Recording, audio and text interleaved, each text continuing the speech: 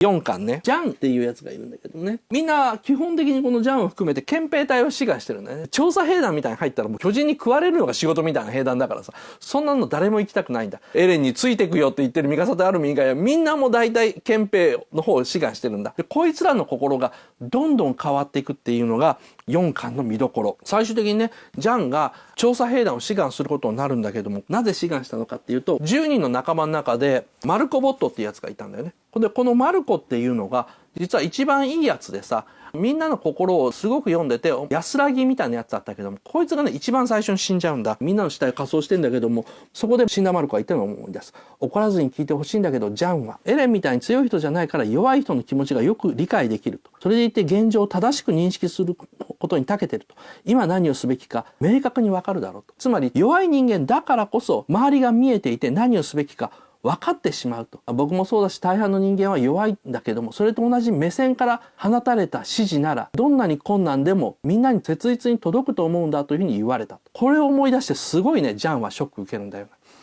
弱いのでお前から出てきた言葉はみんなが受け取りやすい。ピクシブ司令みたいな人がみんなに死んでくれというふうに言って一瞬心が動くかもわかんないんだけども、そんなの偽物なんだよね。本当に必要なのは何かというと、みんなと同じ目線の弱い人間、ずるい人間、そういうふうな人間が出てきた言葉だったらみんなに届くと言われて、ジャンが決意する。お前ら陛下は何するのか決めたかって。俺は決めたぞと。俺は調査兵団に入るっていうふうに言うんだ。ジャンが考えてるのはどうやればみんなの勇気が出るかなんだ。自分には勇気がないのは分かってる。でも必要なのは何かっていうと、強くなることじゃないんだよ。強くなりたいと思って勇気を出すことだけが必要とされてると。だからこそ、俺が勇気を出すっていうふうに言えば、みんなの心の中で勇気が出るんじゃないかというところにかけて、分かんないんだよ。その賭け負けるかもしれないんだよ。ひょっとしたらジャンしか調査兵団に行かないかも分かんないんだけども、俺調査兵団に行くぞって言ったら、俺から出てきた言葉だったらみんなの心動くだろ、そうだろマルコって思いながらこいつ言ってんだよね。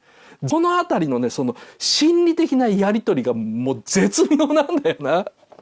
かっこいいよ。俺だから進撃の巨人でさ、一番好きなキャラってジャンなんだよ。で、ここから先のジャンはひたすらかっこいいから。さて、5巻です。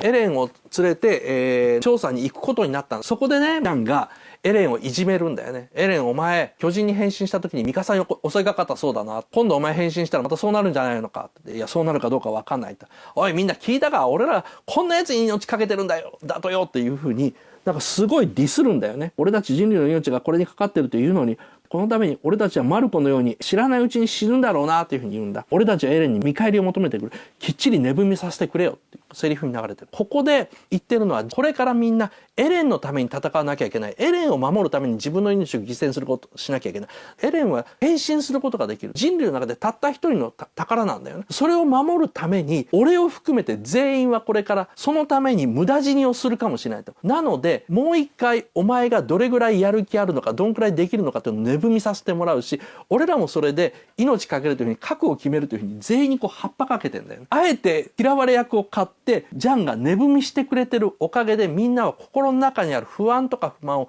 先にジャンが言ってくれてるから、こいつらは黙って見てるっていう表情があるんだよ。後でさ、わかるんだけども、調査兵団の10人の中には、人類に対する裏切り者みたいなやつもいるんだよ。そいつらはみんな憲兵隊に入りたかったんだよ。憲兵隊に入って王都真ん中に行って安全に行きたかったわけだよ。その方がさ、破壊工作するにしても何しても有利なんだよ。でもジャンが自分の中で勇気出して、俺調査兵団に入るって言ったので、アニっていう女の子を除くほぼ全員が調査兵団に入ってしまった。本来だったら人類を裏切って人類を殺す側に回るはずの奴らまでが心を震えてしまって調査兵団に入ってしまうという矛盾が起こってしまうんだ。ジャンの影響力っていうのがね、かなり強いのがこのお話全体の流れだよね。みんなに死ぬ覚悟を決めさせてやれよっていうジャンの思いやりが出てきたのが、5巻のいいところでした。岡田敏夫の YouTube を見てくれてありがとうございます。ぜひぜひチャンネル登録よろしくお願いします。ではではよろしく。